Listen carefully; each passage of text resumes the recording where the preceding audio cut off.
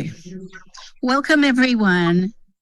It's great to see some people that I have had the opportunity to meet and connect with previously, and I'm also looking forward to some new people. I'm Sharri, and I've been to 3 Healing Together conferences, the first one virtual, last year in person, and then again this year. And last year, my session was the last day, the last session. And I was like, what? You don't take this kind of material and then just abruptly end it. So I am so thankful that this year it's different. I want to address those that are watching virtually. Hello again. It's an honor to be here. Thanks to Jamie and Alex and everyone at An Infinite Mind for having me here again at the Healing Together conference. I'm a survivor of ritual abuse and mind control with DID. That included sex trafficking beginning as a young child. But more importantly, I'm just another human being, just like you. And I'm on a journey of recovery, learning to live more wholeheartedly and learning to thrive.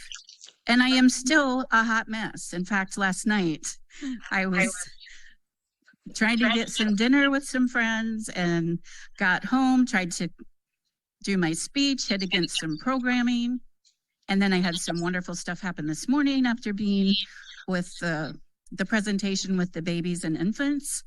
And I had some amazing breakthroughs. So I want each of you to know that I don't have it all together. The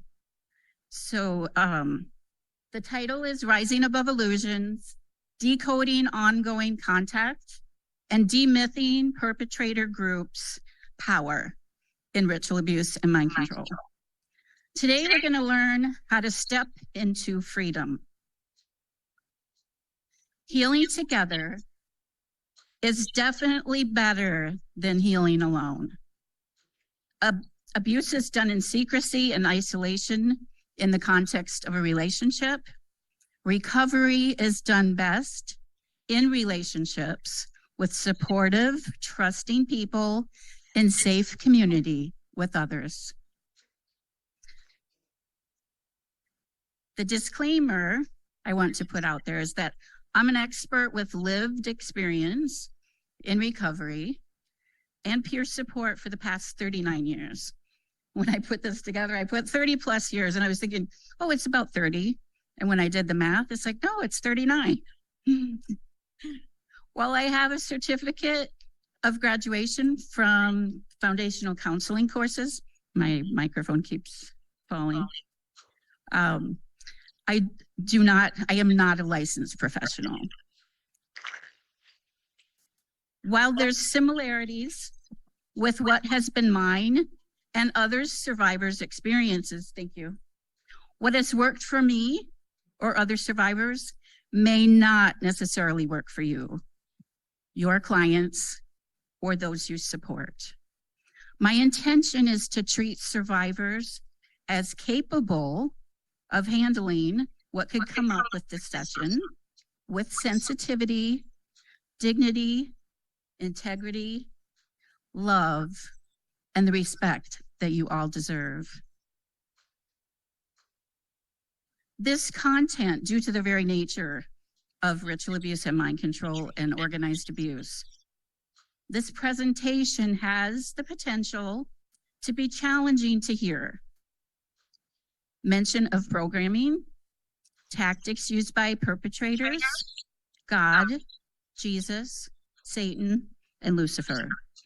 Please practice self-care. Take breaks as needed.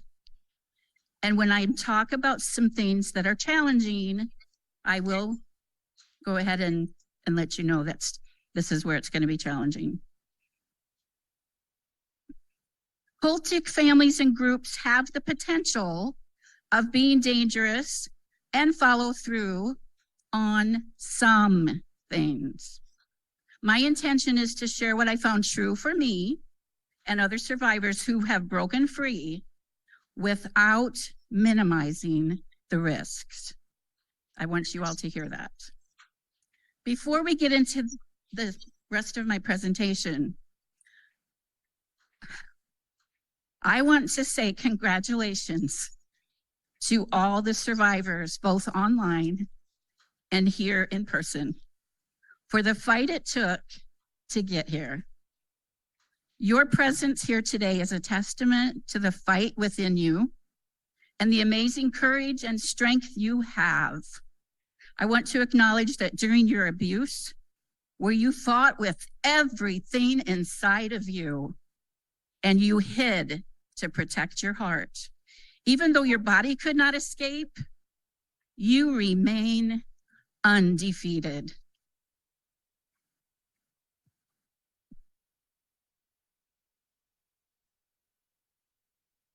Your perseverance and strength, determination and courage, your bravery is an inspiration to me. Give yourselves a round of applause.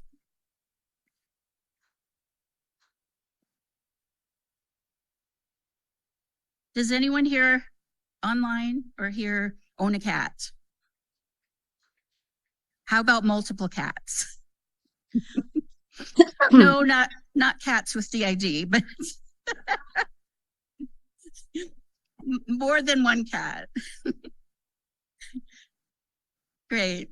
So during the time I was putting this presentation together, like I said, I hit a brick wall. Programming. It was incredibly hard to get past. I took a much needed break by watching some cat videos. Here's this cat, climbs up this curtain, up on the curtain rod, is like, trying to do acrobats up there, jumps down onto the coffee table, knocks over a vase with flowers and water, and leaps over to this guy on a recliner, and then goes catapulting from him to the drapes behind him. And it was like, that's what I feel like. In our recovery journey, there's something about taking that break and just having a good laugh where there's a fluffy kitten flying around, knowing that, oh, what happened? Are we good? It just was a reminder that even in the darkest moments we go through, there can be rays of light and laughter, moments of connecting with others who make it worth it. Kind of like this conference is one of those times.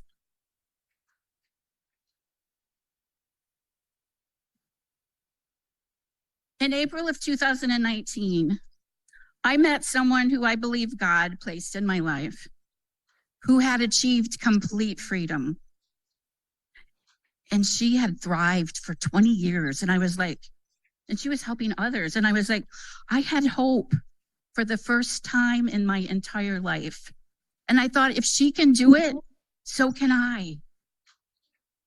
And if I knew back 39 plus years ago, or 30 plus years ago, what I know now from all the fight, the struggle, just everything I've been through, I know that it would have accelerated my recovery. So my prayer and my hope is that in sharing my experience, and mostly the steps that it took me and my parts connecting with each other to find the lies, and just all of the things that goes along with all of that. Sorry, I just lost it because I'm starting to think about this instead of this. Okay.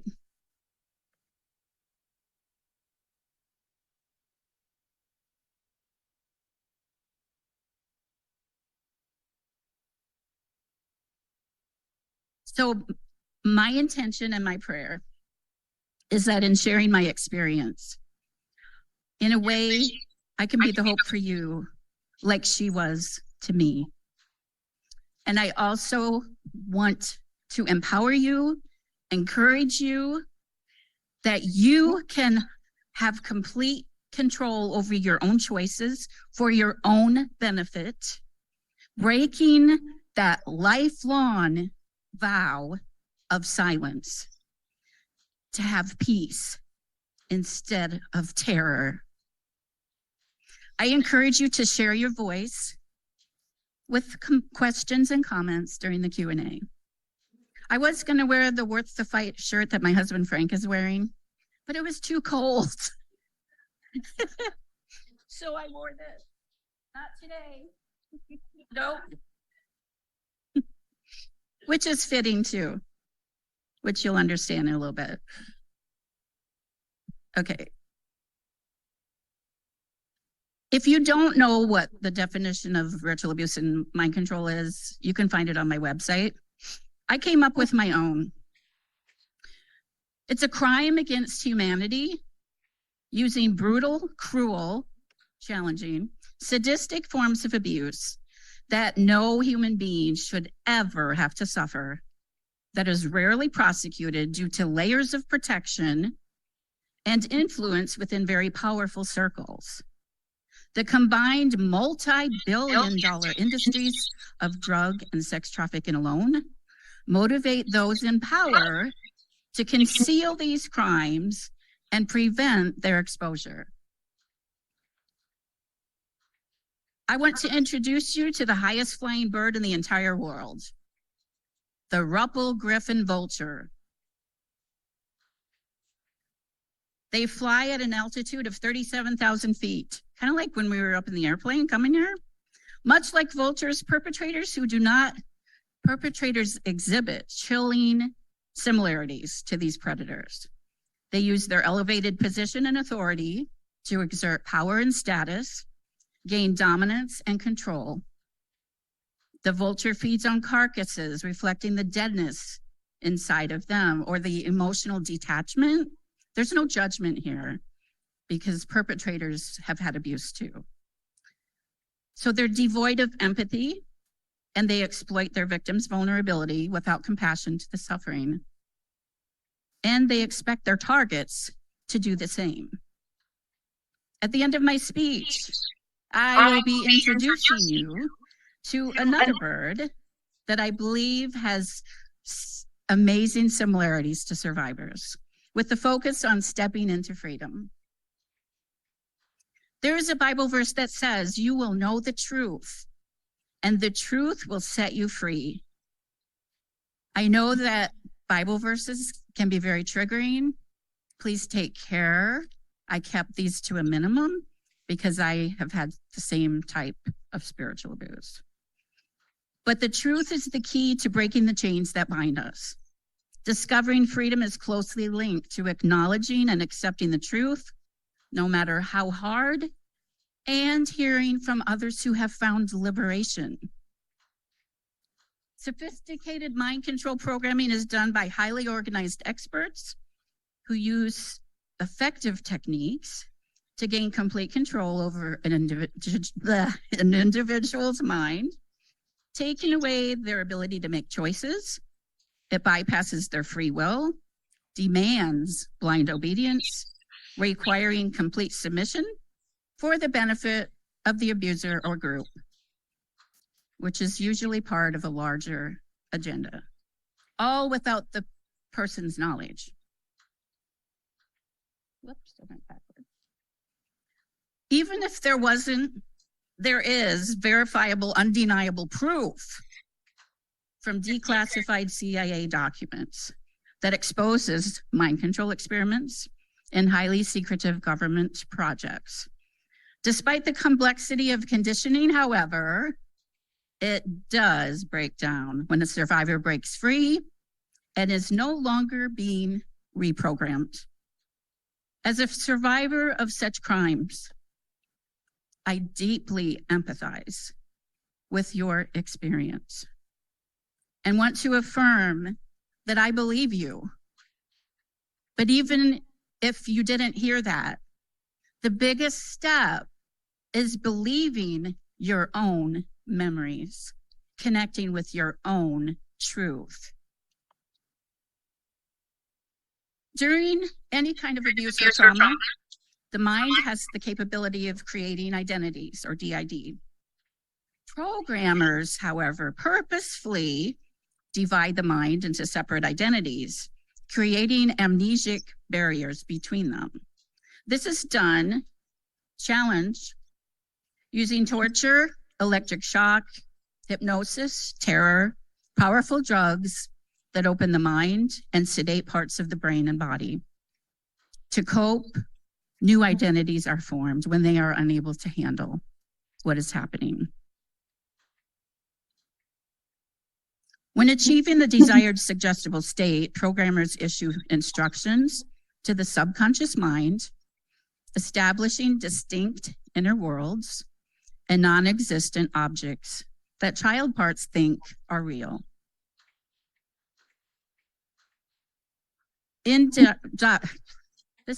Why is this a tough word? Indoctrination impacts a victim's thoughts, beliefs, emotions, and behaviors, purposefully creating conflicting beliefs, inner turmoil, and conditioned commands for each alter to follow, with backup parts to ensure compliance.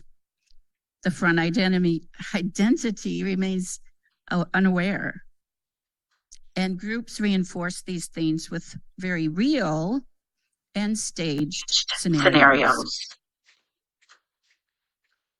This is the big thing here. Fear is the driving force to maintain control. The belief that disobedience, the belief within us then is disobedience always has deadly consequences. That person, like me, is forbidden to think independently of the conditioned loop. A part takes executive control of the body because when set off, conditioning induces extreme fear and activates a fight-flight response. This might be challenging, but there are specific roles that are created. Abuser groups, and for those of you that hang in there with me, there's a lot of good and encouraging stuff to come. They create parts that are used for child pornography, sex trafficking and sexual favors, drug trafficking, organ harvesting. You can see the list. And this will be available. This session is being recorded. Knowing that conditioning breaks down, they ensure that there will be reaccessed and reprogrammed by creating what's called reporter parts and callback parts within the system. And the front person is unaware. Reporter parts have the role of making sure if there's any changes that are viewed as forbidden or being disloyal to the group, like moving away, changing the phone number, getting into therapy, any hospitalizations. Callback parts have the role to return. I won't say the code phrase that's used. Return to family, group, handler, leave the house to go to rituals or trafficking, and to be reprogrammed, all to regain original control and to enforce obedience and silence. And they create multiple reporter and callback identities, and a lot of them mimic perpetrators, or what I call enforcers, to ensure obedience. I'm going to share something with you that happened to me. When my programming was breaking down, and I didn't realize till years later what I was experiencing. When I got close to remembering that my dad had sexually abused me, I could not sleep. I could not eat for 28 days. Carnation instant breakfast is what kept me alive. The abuser group, one of the abuser groups, was a Catholic church. But because it was 15 years later and I had moved away, some part calls a Catholic church wanting to talk to a priest. I didn't know I had DID then, to talk to him. And then he wasn't available. So then that night, another part wrote a 6-page letter to my mom. And the conditioned belief challenge is that my mother would die just from remembering. And so then by the time I called the priest the next morning, I hit on what I call the terrible threes. This is programming where there's 3 choices. I felt like I was just going to die, or that I was going to go crazy, or that I needed to do something to harm myself. I persisted through those urges.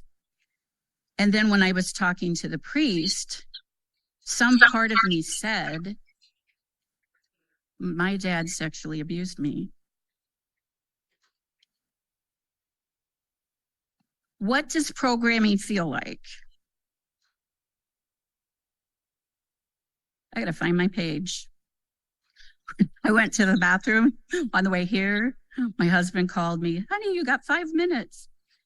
I dropped all my pages, and guess what? They're not numbered. Okay. What programming feels like. Okay. Bear with me.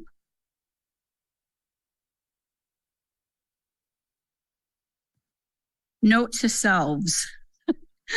Next time, number the pages.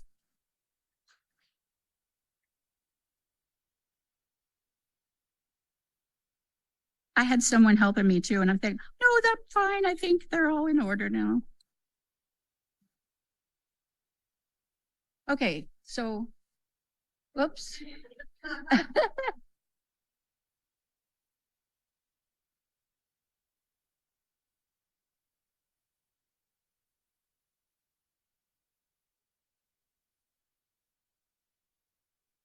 Okay, I'll just go with my slide. Okay, don't want to move too far away so people can still see me online. Sudden panic, terror. This might be challenging. Feeling like an emergency, sense of deja vu, absolute belief in whatever that conditioned lie is. Urgent life or death impulses, like it feels like this is a matter of life and death. Overrides rational thinking, heightens our senses and being like on high alert. Physical symptoms like fast heart rate, shallow breathing, mimics a crisis, which sometimes it can be a crisis, but sometimes it can be programming. Thoughts of I'm dying or calling, I got to call 911. I can't tell you how many times a part of me got up in the middle of the night, grabbed my husband, like, we got to get to the hospital, I'm dying. And then, of course, there was nothing physically wrong. Intrusive thoughts, and they do not feel the same as my own thinking. Perpetrators do not want you to talk to your parts or ask them anything, because they know that the truth lies inside of us, not outside of us. Everything they do is about external. When I heard about sex trafficking being modern day slavery, it is, but every single aspect of ritual abuse and mind control is total and complete slavery until you break free. And it is a lifelong process. I don't know what I was going to say other than that, but okay. This is very challenging, but I'm going to read through them. And if there's anything that some part of me thought was important to say that's actually in my papers that I don't really think I need, but I thought I needed.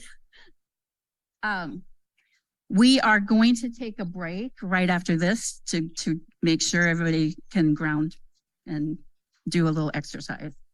So bear with me if you can. They manipulate the egocentricity of a child, where the child will just take on the blame.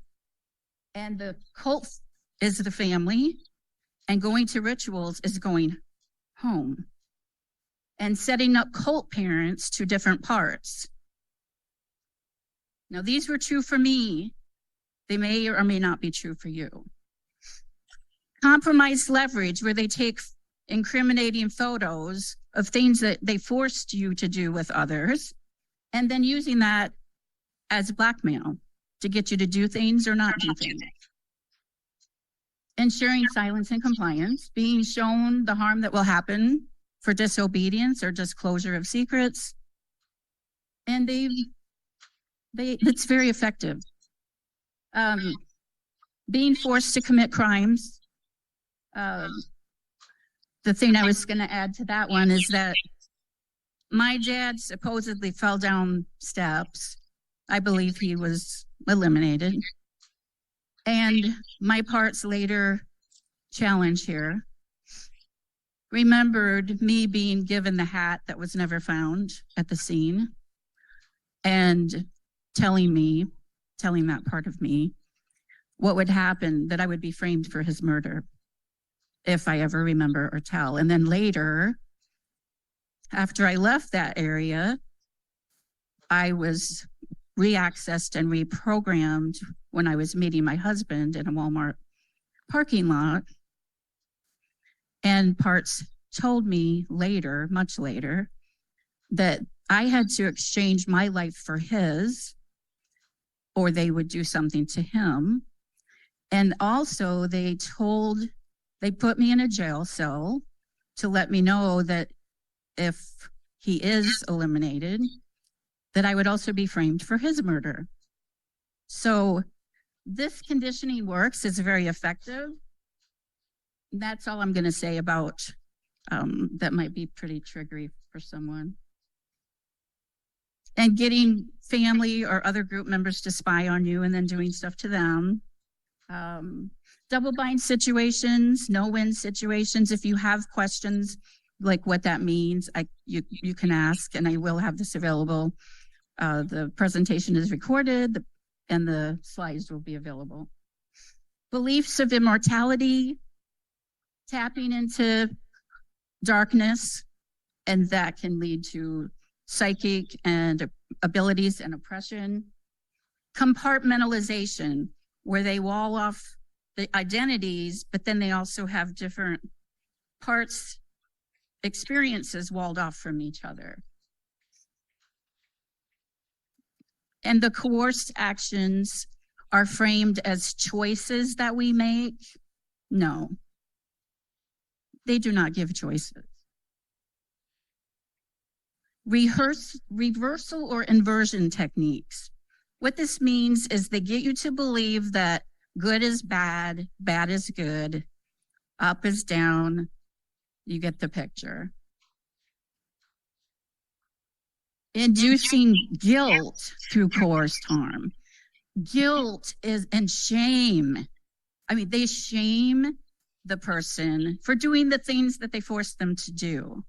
That guilt and that shame, when I realized, is not mine, and it was put on me, when I was able to realize that and that truth, then they no longer had that leverage, because I no longer felt guilty. I no longer felt shame.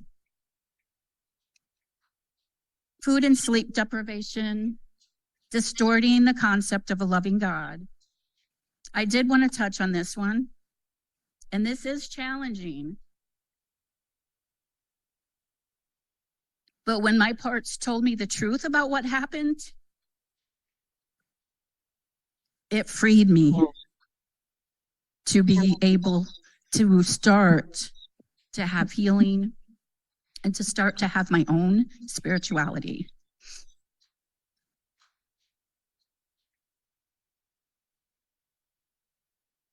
I want to be sensitive with my words.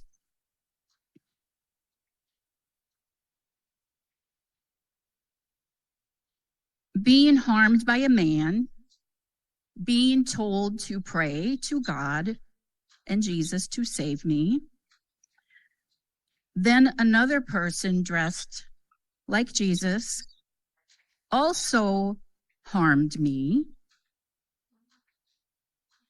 And then another person that posed as Satan saves me. And then I'm forced to worship him and to make vows and pledge allegiance to him. All of that is forced. When my parts told me that, I was like, you mean God didn't want this to happen to me? That wasn't the real Jesus?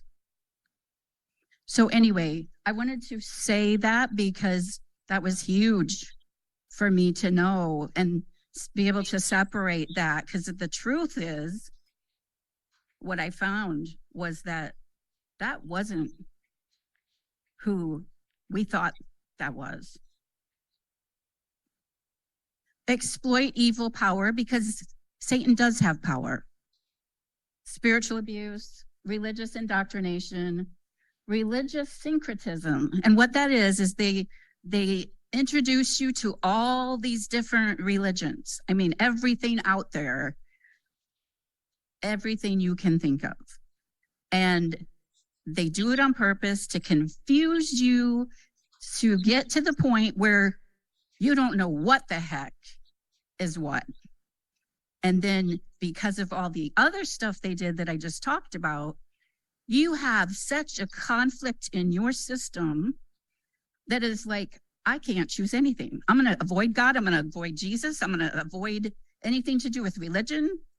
And so what freed me was that I stepped out of religion. It's like, and I stepped into a relationship with God and with Jesus. But I still have parts that are like, get the heck away from me. I am frickin' terrified of you. And so I honor both. Criminal coercion, exploiting attachment needs with isolating and all the other things they do. Trickery, claims of secret knowledge that they share with you to make you feel like, oh, you're special. You know, we're going to tell you these things. So you really belong here in this group. Threat manipulation, escalation of commitment. That one is like where you move up a level and you become higher up so that you can now do the things that they're doing. And I won't even say what those things are. No judgment. The same people that abused me, some of them, not all of them, were the same people that were abused as children. So anyway, where am I? Distorting memories, causing false existing memories. And I'm not saying anything about false memory. What I'm talking about is where they just confuse you. And there's sensory and confusion they do. I could go through this whole list, but let me just pick what I think would be the most important for today.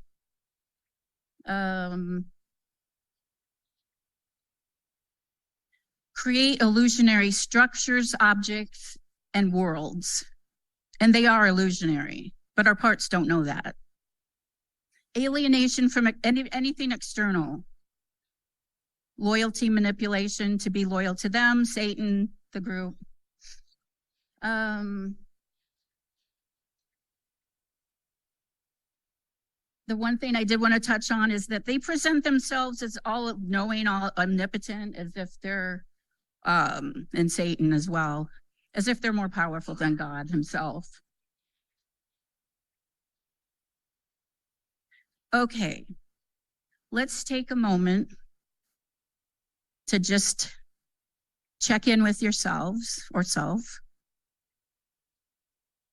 And if you're okay with taking some deep breaths or centering yourself, maybe feel yourself seated on the chair, feet flat on the floor.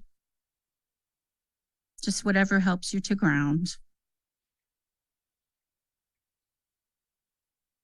You are here in this moment, supported as the chair beneath you.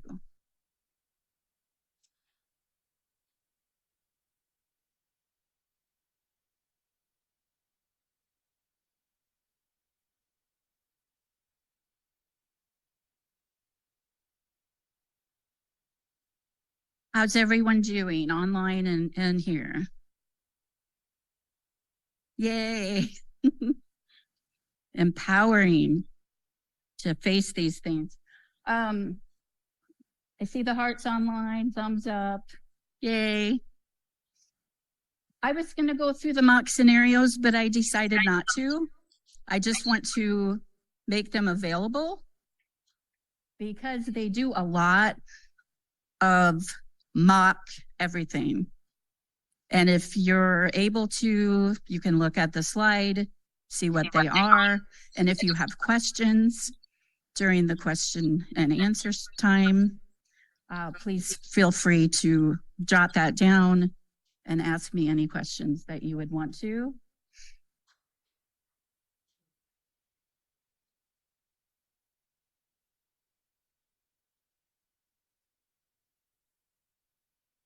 I was going to, my presentation has changed over and over again as I was making my speech. I was going to share what sets programming off, and I decided no.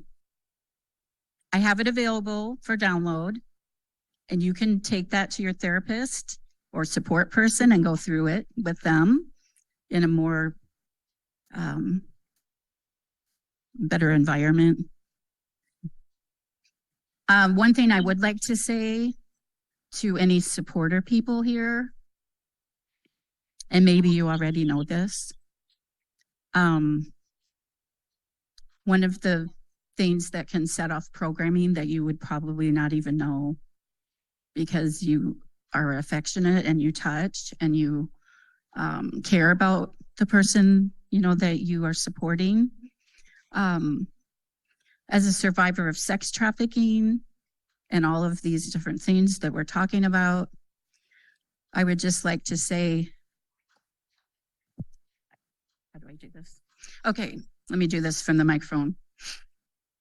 The person that you're supporting needs to have a boundary all the way around them. That means even if you love them and you want to express that love, you need to ask.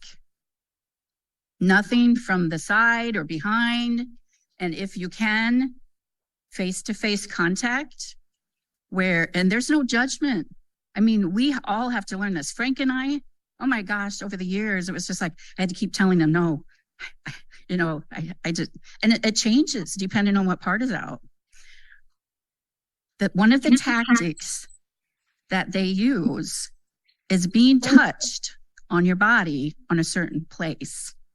And I'm sorry, I know that's hard. But if supporters do that, you just became that person's handler. And they have a part that will, if they haven't broken free, they will blindly go with you. I know this is challenging to hear. And that's why I did not list them, but I did want to at least make that statement to please offer that person whatever they need. Do not take it personal, because it's not. No one that had this kind of abuse was given any personal space, any choice. And that is a have to.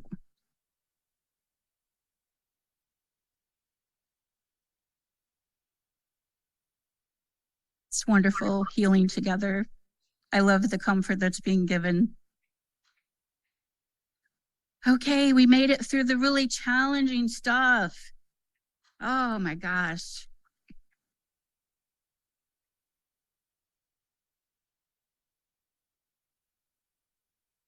Stay strong as you can, because freedom is ahead.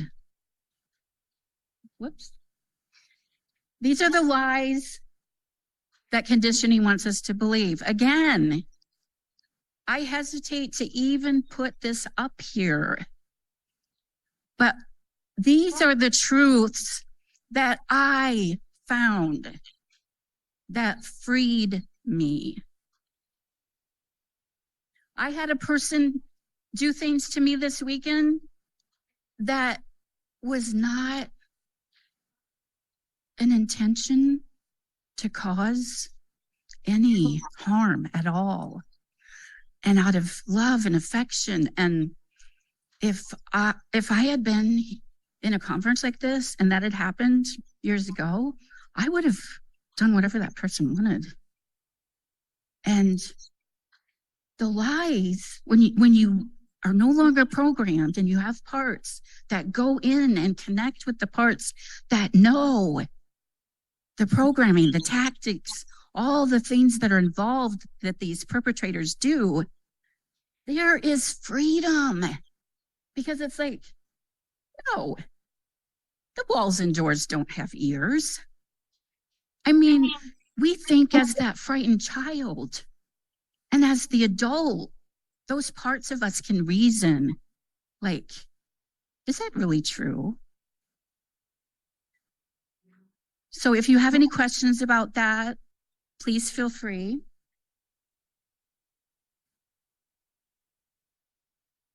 Challenge. One of the biggest lies is that you will be eliminated, even if you remember and no one's around, even if you tell someone. I mean, just automatically, somehow, you're a goner.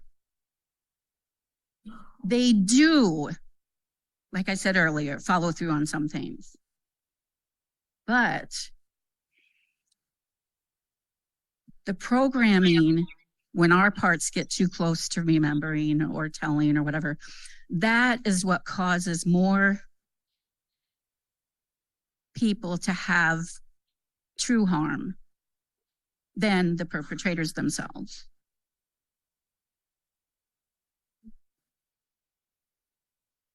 They do all this because they got to make sure that the secrets don't leak out.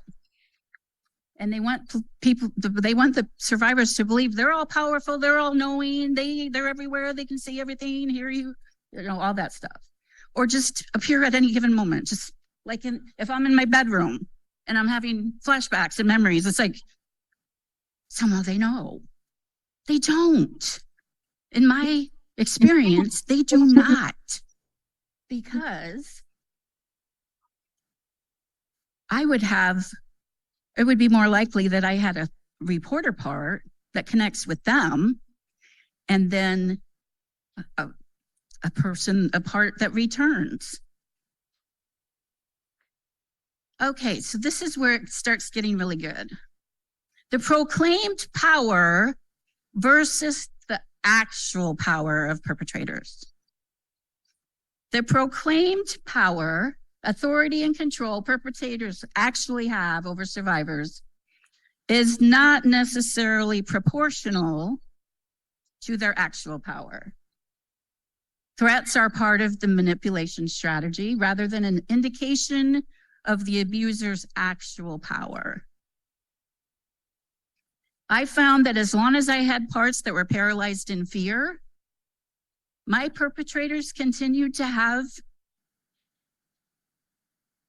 power over me. But I found that they're not all powerful and all knowing as they wanted me to believe. These parts are what is used rather than the evidence of the perpetrator's omniscience. My parts and I asked this question: if the abusers really knew everything and were all knowing, why would they need to condition a person with reporter parts or callback parts, and have other parts to back that up. Whoops. Another question I asked, if I was so bad and evil as a child and young adult, why did they have to go to such great lengths to get me to believe and convince me that I was? And then more recently, since 2019, I've really been working on this one. If Jesus was so horrible, why did they have to work so hard and go to such great lengths with people that were posing as him to convince me that he was? And I have a survivor friend who helped me with this one. Why did they have to go to such great lengths, beginning at birth, even in utero, for years to get us to believe all these things? What was really freeing was to do the work it takes to find out all these awesome truths from my parts, and then we could do whatever they said not to do, and I could keep from doing what they said to do. And here's the thing, without anything bad happening to me. I was with a survivor friend on a Zoom call, and I won't put their name out there, but hopefully they know who I'm talking about. And as we were talking, they were sharing something they weren't supposed to share. And they were looking around. The world didn't end. There was no bombs or explosions going off.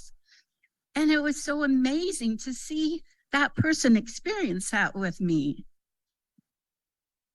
It is possible to have freedom. We are worth the fight.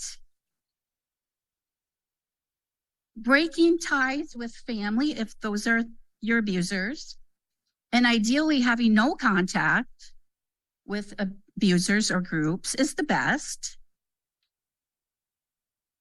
The likelihood of breaking free is closely tied to the distance you create from your childhood vicinity or where rituals are happening, moving as far away as possible. That enhances your chances of breaking free. Now, I also believe that with God, all things are possible.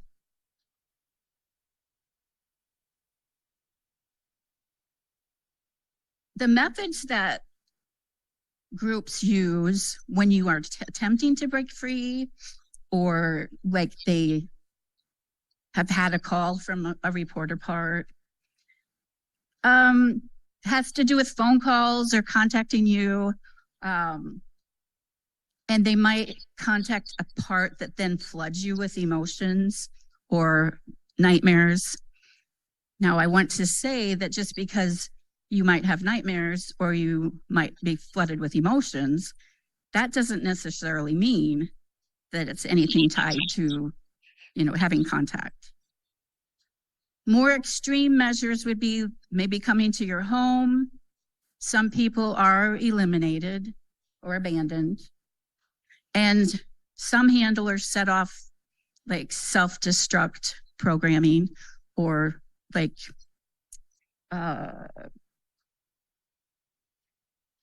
addictions type thing. So some strategies to leave and break free. I have a safety and crisis plan that you can download from my website, but it's good to have something like that in place and explain to the parts why you're doing what you're doing, and then have someone be with you. And there's ways to monitor yourself with a support person, and I'll go through some of the resources. I spoke with a survivor who had broken free and has been free and has had zero parts contacting and has had zero reaccessing and reprogramming. And this person helped me with this because when they thought that that happened, they went and had a rape kit done. And there's a lot of things that you can do, even if you don't report it. But one of the weaknesses in the programming is when a reporter part is contacting them, they don't want that phone call to be traced. So if they know, if that person that's trying to break free knows that someone else safe and they can trust is monitoring phone calls and doing all that, that's like a weakness in the programming. And it's like, oh, we can't get a hold of them then. So here's some of the resources that they shared with me, and thank you very much for doing this. It's very brave that they were able to do this, not being able to come here necessarily and share their story. But there's a web app called iz.com, and then there's Sticky Widget. And what this particular survivor did is they put it on their phone so all the parts of them could read it. And it says, phone is being tracked. All calls are monitored. And then there's what's called a quick set smart key. And I don't think I could do this because you're actually like having the door locked to your bedroom so you don't leave. But they also mentioned like Simply Safe, where there's a motion sensor that will alert someone if you leave the bedroom. And then Spy Guy is a GPS tracker, and your trusted person can put it in the car somewhere where you don't even know where it's at. Some more tips is to get the Ring doorbell. That way there's like an extra layer of security to show if you're leaving the house or anyone else is coming to the house. And have someone hide your car keys.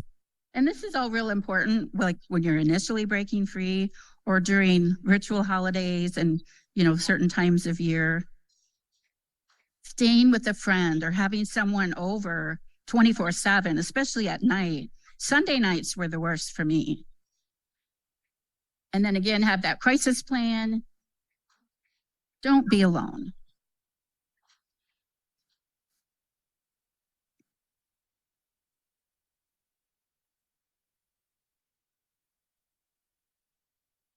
Okay, so the internet is amazing for connecting with other survivors, and healing together, like being here, is great too. We do need to be aware that we are responsible for our safety, and there are other systems that don't know that they are perpetrating, and I don't even like that word,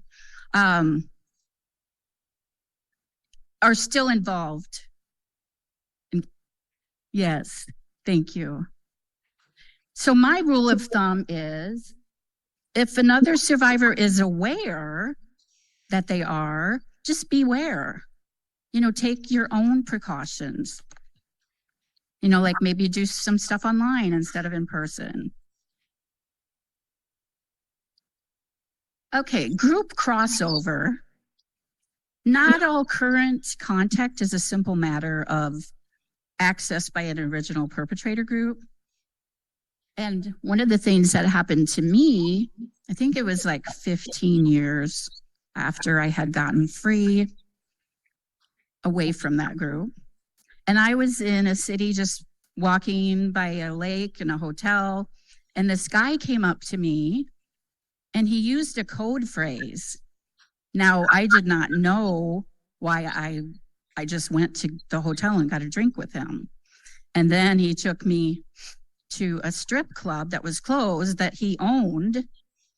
And then he took me, and nothing happened there. I was co-conscious, but he was leading up to, like setting off my programming, even though he wasn't from my original group. And he took me to another bar, and we didn't have drinks or anything, but he we were just walking through here and he was introducing me to his family. And I got to thinking, boy, he's got a lot of brothers and sisters. And somewhere in here, I was connecting the dots like, oh, but the part of me that he accessed that was still able to be, but was still vulnerable to that, had no sense of the danger that there could be in this. Now, when he took me back to the car, he said to me, now you're in. What you do with it is up to you. And I knew I got to get the heck away from this guy. And then later I realized this is what I call group crossover. You know, it's not your original group. It's not like what, and unfortunately, when something like this happens, that can lead parts to believe they are all knowing. You know, they'll get me wherever I go. And that was not true for me. So overcoming tactics to breaking free, challenging beliefs with adult parts that can reason, connecting with those fearful parts is love and objective truth to achieve internal peace. One of the big truths is you and I don't belong to any person or any group.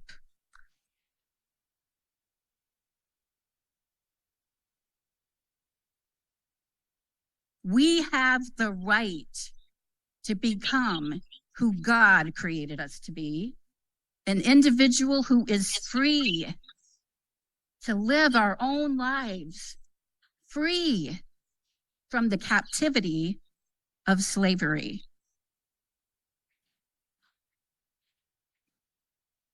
Being silenced by a perpetrator or abuser or a group is a form of violence. Even though it's not legally categorized as such, it is cruel, inhumane, and I believe it is a crime.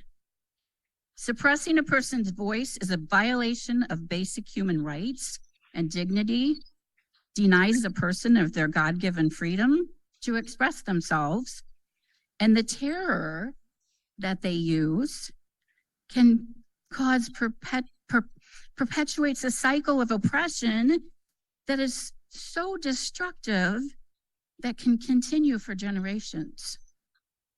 My daughter and my grandchildren are free. Thank you. I thank God for that. The Bible declares that the Lord is a God of justice. Reflecting on the quote, justice does not exist, it's created. Survivors like us are taking a stand, and we're the ones taking up the mantle of justice. Our voice is a pathway to justice, advocating against further abuse. You, online, you here, have what it takes to break free, and you are worth the fight. And you are worth the fight it takes to reclaim your voice that was stolen from you, your identity, and to be silent no more. Your story matters, your voice matters, and you are not alone. You are not powerless like what your abusers wanted you to believe.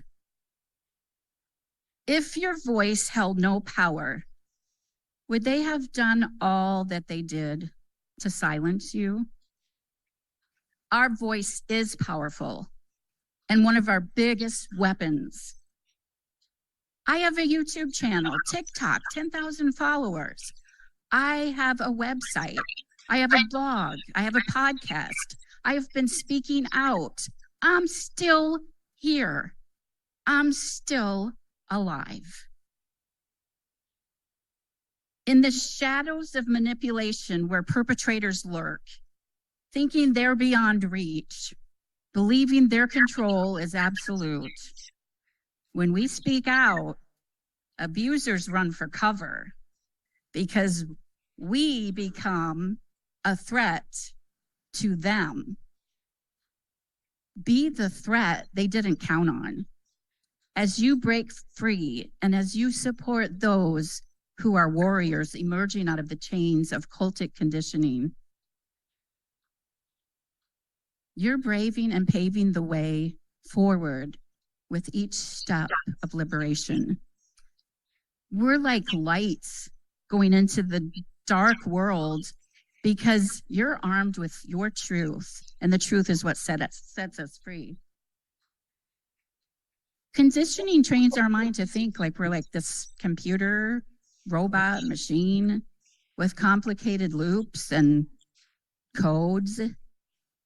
And I needed to find a simple way to bypass all that. And I just connected with my parts. The way I've overcome is to go from being dehumanized and stepping out of that complex stuff that's in my mind and getting simple in here with my parts. I saw myself and I see each of you as a living, breathing human being who was tortured and terrorized. Step into your inner world. Address each wounded child part.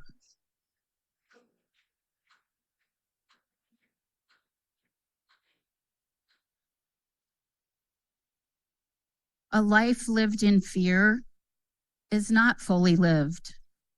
When we understand we're still thinking from that child part's perspectives, with the child's fear of what will happen if they don't just blindly obey, we have freedom. When we acknowledge their fear, we don't have to abide by those rules anymore. And we can use simple language that they can really understand. Together, we've transitioned from terror, then to fear, and then to more peace and to love. Over and over again, I chose me. Using my own mind, I gained new neural pathways to freedom. And the conditioned command weakened, and so did the power that my abusers had over me. Look at this truth. People are not born evil. Children represent everything good and loving with an innate sense and desire for love and connection, which underscores a survivor's own inherent value. Sometimes that's harder to hear than all of that other stuff. Rehumanization is a way that we can break free. By knowing our intrinsic worth and value as a human, we realize that all humanity shares the same needs: being seen, being loved, accepted. You are worthy and valuable. You are indispensable. When you speak with individuals who believe you, you challenge the conditioned belief that no one will. When you validate your parts, they no longer feel abandoned and rejected.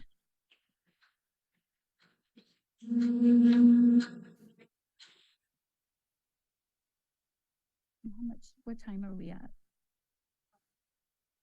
51, okay. Reclaiming my spirituality. The adult me could evaluate the beliefs that I was conditioned and forced to adopt, reject my abuser's lies, false power and authority, and I refused to submit to them and their deities. My cult loyal parts, who suffered the most spiritual damage, chose to be loyal to themselves first. Many adopted a personal relationship with God instead of a religion It was a choice born out of freedom, not coercion, not a condemned, conditioned command. The challenge we have as survivors when it comes to spirituality is either wanting to avoid God and Jesus altogether, or forcing our parts to go to church and read the Bible and things that are so harmful to them. I learned that God's power far surpassed my abusers, Satan, and the evil that touched me. That God really did love me. And Jesus wasn't the one that did those things to me. By renouncing Satan and rejecting the evil associated with what touched my life, I embraced God's love and his goodness. And some of me can read Bible verses and feel comfort and protection. Those structures that are suggested in our minds, my parts and I, when we went above our body, and then when I connected with my parts, we could think about how they made us through mock surgeries and, things like that, where they suggested that structures and images and objects were inserted in our body. We thought this through, that as easily as they suggested that those things were there, we made our way like it's like those things aren't real. They were suggested things that were put there, but we believed them. So this morning, I actually, after having the presentation with the baby and infant parts, we released a baby and several infant parts out of I won't say the thing they were put in, out of that, because it wasn't even real. But when we connect with other survivors who, I don't know everything, I'm learning from everyone else here, and we learn from each other. And when we connect it all and connect the dots, it's like, as long as those parts believe they're real, they're still real. When the front personality recalls the harm that insiders have done, this is horrible. The amazing guilt that we carry, but it's important to understand that a child did not choose that to harm anyone. It was not done of their own free will. Even though we were made to believe that we did, perpetrators do not give choices.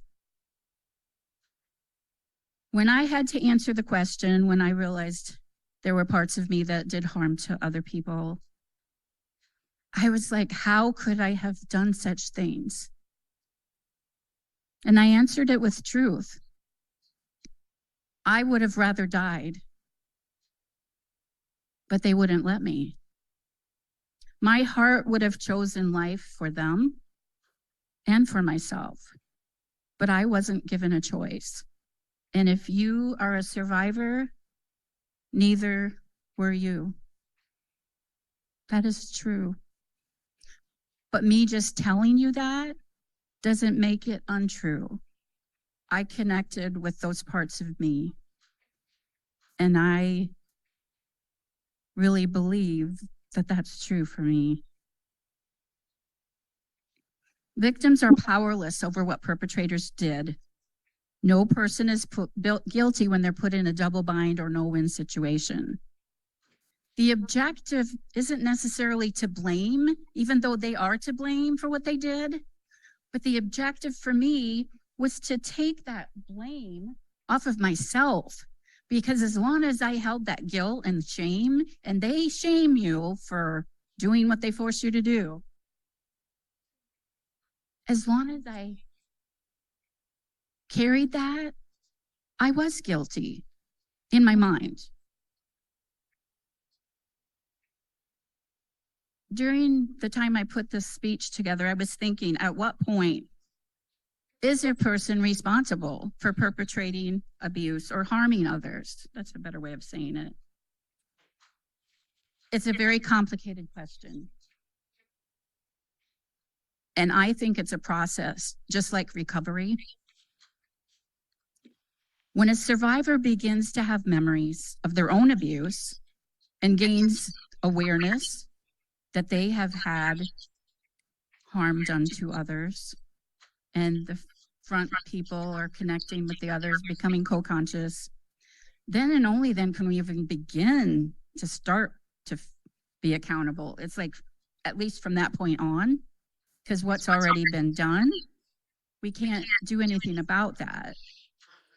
And even when we take steps forward to leave groups and abusers, if we have a setback, if we get accessed or attend a ritual, we're a step closer to becoming fully accountable. All parts of us need to realize the harm that happens to us first. And then we already realize how wrong it was for what happened to other people. But when we get to the lies we've been told and all the stuff that's been enslaving us, then we can make a conscious choice to say, no, the abuse stops here. And then you can do whatever you humanly possibly can do and take the steps and the courage it takes to heal towards breaking free to ensure no part of you is harming others. Oops. Adults who become aware that they have parts that are harming and don't take steps at all to gain freedom, they're more accountable and more responsible than they were before, but there's still a progression and they might still be a danger to others. I believe every human being, regardless of where you're at on that journey, if you're being accessed, if you're still being programmed, if you're at that 5-year mark or whatever, every person deserves freedom and to live without that fear and oppression. Breaking free can be the hardest thing you ever do in your life, but you are worth the fight. This is where it really gets good. Speaking out escalated my hope, and I went from victim to survivor, and my goal is to go to Thriver. I want to thrive. I want to introduce you to another bird. In comparison to the Ruppel's griffin vulture you and I met earlier, who symbolizes darkness, evil, and destruction, I want you to meet the eagle. The most harmful predator to an eagle is humans. But the eagle is a symbol of freedom, a symbol of God's protection. Eagles exhibit amazing similarities to survivors. In the Bible, it's actually a symbol of God's protection. When God created us, he said that we were created in his image. Human beings were not created to be enslaved by other humans or groups as if they are property. No person should ever be a commodity or for sale. While the eagle is only able to achieve 10,000 feet altitude, they can fly up to 60 miles an hour. And they don't flap their wings like other birds. They stretch out their wings and hold them out for the purpose of, can you guess? Soaring. To become airborne, they actually wait for what's called wind thermals to carry them deliberately out of a storm to get that excellent current. And then they know that's temporary, like the storms we go through. And they're going to be projected to clear, peaceful skies above. Now I want you to envision yourself, if you want to, as that majestic eagle with a broken wing who wasn't given the opportunity to fly. Isaiah 40:31 says, "But those who wait upon the Lord will renew their strength. They will mount up with wings like eagles. They will run and not grow weary. They will walk and not faint." You are not defined by what was done to you or what you were coerced to do. Your journey is defined by the potential of your own wings. You can rise above your past and the power and control your abusers had over you and discover heights that you weren't able to reach. The Lord can take you to heights greater than you can achieve on your own when we are able to trust. It's a hard thing to trust, but God has given me faith and the confidence to soar with wings like an eagle, to ride out the storms and reach the blue skies of victory. You are capable of spreading your wings to break the air currents of conditioning that held you back and hindered your ability to soar. You can learn to use the potential of your own wings, and as you unfurl your wings, you can let the wings of hope carry you where the scars of the past become badges of strength, courage, and resilience. You're not defined by the darkness. So, my challenge for you is, despite the storms, embrace your journey where you're at in your recovery. You are not alone. Your wings, though once clipped, have the potential to carry you towards a future adorned with newfound purpose and boundless freedom. I have a website, ariseandshine.afterabuse.com, and that is one of my newest things I want to share with you all. I always thought of what system name could I have? And I thought of Shine On Collective. Now I use my regular name. I don't even hide my last name on all of my things, but I will continue to speak out for those who can't yet speak for, notice I said yet, speak out for themselves and be that voice for the voiceless. And I am so happy that you are all here and that you are finding your voice too.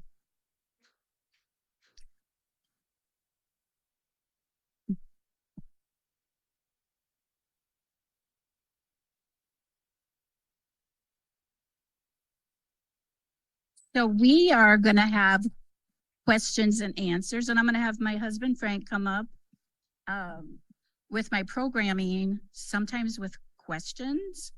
It's like I need somebody else to help me to make sure I get the question right.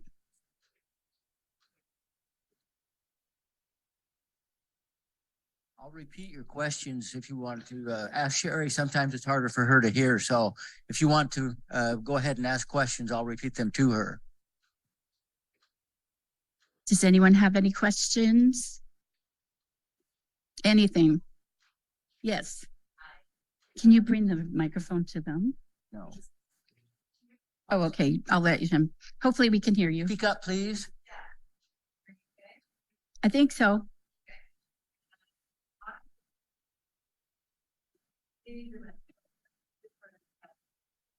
But also chronic illness, and a lot of people who have similar stories. Things like persecuted, feeling afraid they're gonna die, those kinds of things. And I'm wondering from your perspective, would you really love to attune my sensor to pay attention to certain presentations of people that may have experienced these types of things that we're talking about today? Mhm. You have a sense of how I could get my antenna up, like I think that I might be talking not to somebody who's in psychosis, but somebody who's actually having a trigger response. Did you get all that? Wow, I don't know if I can repeat all of that, but basically this individual is in medical profession and is asking Sharri if there's any advice she might give to recognizing symptoms that he could possibly recognize and use in his practice to help these people to be able to process. Is that?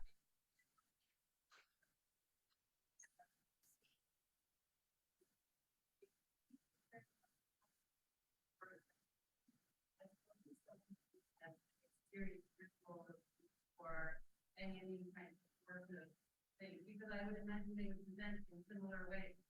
Panic, fear, paranoia, that kind of thing.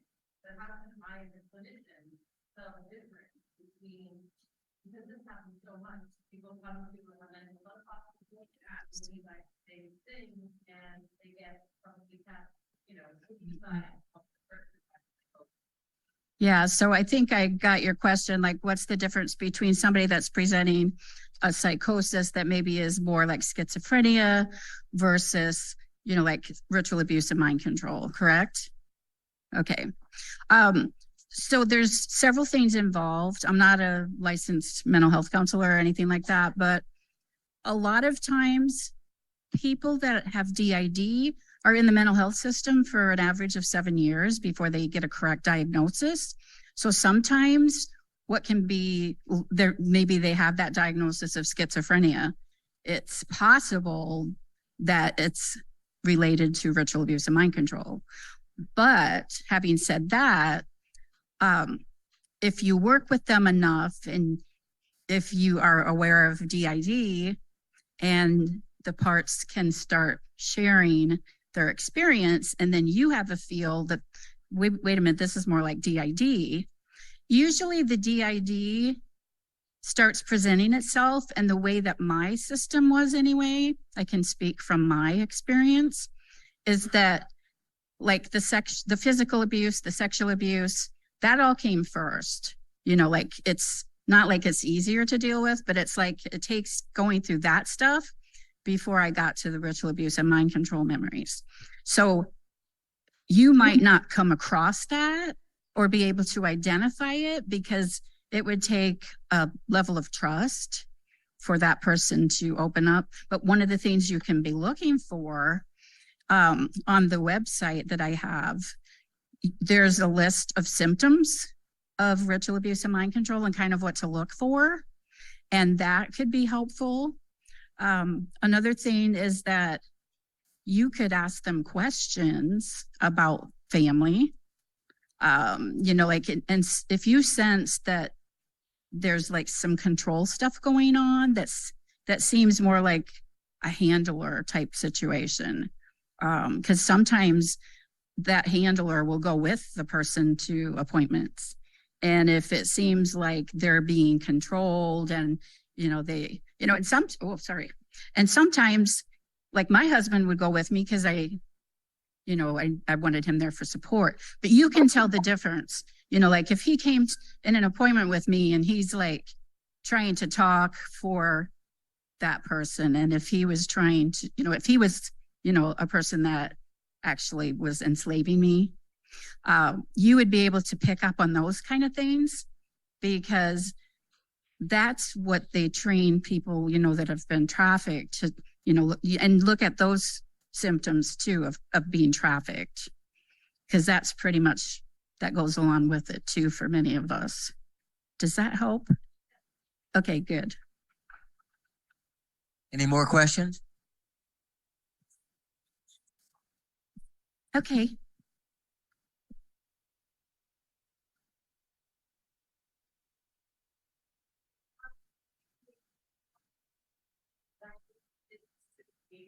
Sure.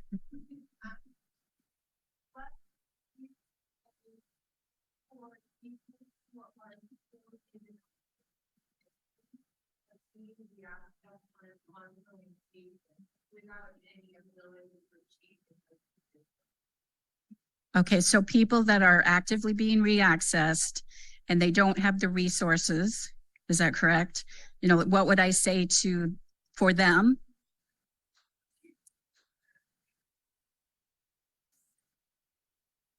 Yeah, what I would say is that don't call 911 anytime you need help. I would say call 988 if they're suicidal. And even if that was the only resource that they had. And there's other numbers that are text, and I have some resources on that. But that's more safe than, because sometimes law enforcement is involved and sometimes they're not. But if they have a mental health that is familiar with DID, sometimes it's hard to find people that are familiar with ritual abuse and mind control and organized abuse. But if there's not resources available to them, I would say to connect with like Healing Together and to join like support groups or connections that come from Healing Together, and reach out to trusted people that they have. There are organizations out there. I have some resources on the resources page on the website, but it's not enough. Yes. Yes.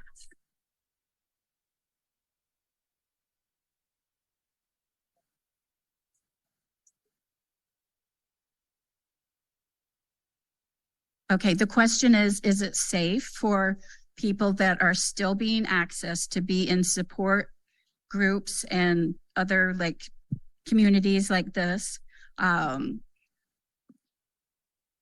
I say, just like I said earlier, if that survivor is aware that they are being accessed, there's still a chance, you know, that there's safety issues. But I do believe that if a person is coming to a conference and if a person is actively seeking help and they really want help and they really want to be well, you know, each of us have to be responsible for our safety. And like for me, if I met, I'll use myself as the example. If I met someone online and they said, well, I'm going to the Healing Together conference, you want to meet up? I'd be like, no, I don't know that person. I don't know if they are actively being accessed or anything, but to take precautions, like in this space, it's a lot okay, because we're not going out somewhere, you know, and there is possibility of being triggered.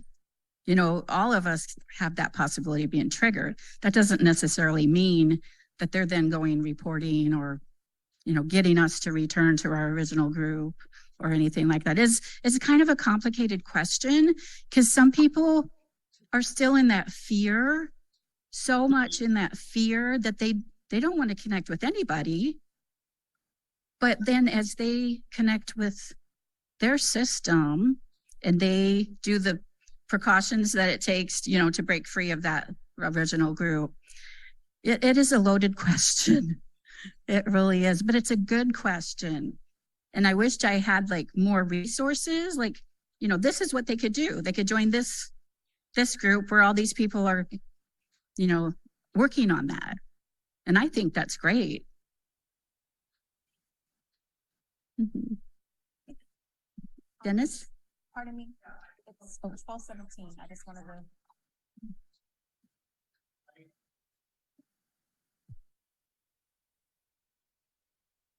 Yes.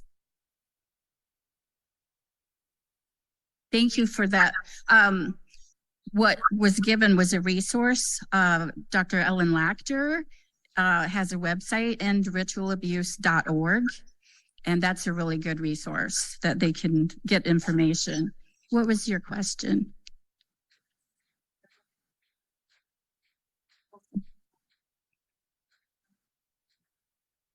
The question is, did I ever have anyone disbelieving me, and how did I deal with it? Yes. First, my family, they were all in denial. And then like some other people, like I learned from my family's response that it's like, oh, I got to be kind of choosy about who I share any of this with. Even the just disclosing that I have DID, and it's like disclosing ritual abuse and mind control and organized abuse is another thing altogether. That takes another level of trusting. But I have found most people do believe, but I'm really selective. What I did when my family didn't believe me, it really knocked me down, because it was just like, oh my gosh, if my family doesn't believe me, who's going to, and that kind of reinforced that conditioning that no one will believe me. But yeah, does that help? Does that answer your question? Do we have any time left?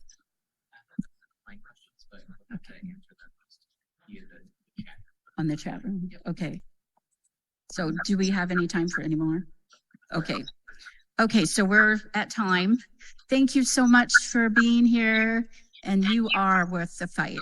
You are. We all are.